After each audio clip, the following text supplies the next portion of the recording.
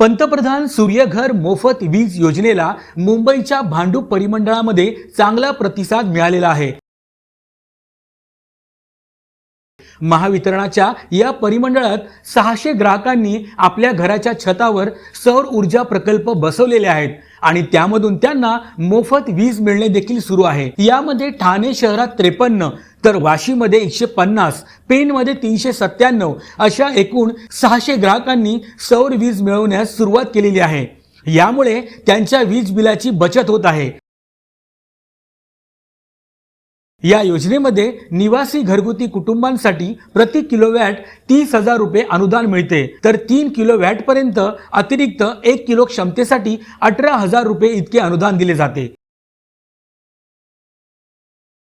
ही योजना फायद्याची असल्यामुळे नागरी भागात देखील ग्राहकांचा मोठा ओढा सौर ऊर्जेकडे वाढत आहे। महायुती सरकारमुळे नागरिकांच्या वीज बिलाची मोठ्या प्रमाणात बचत होत आहे।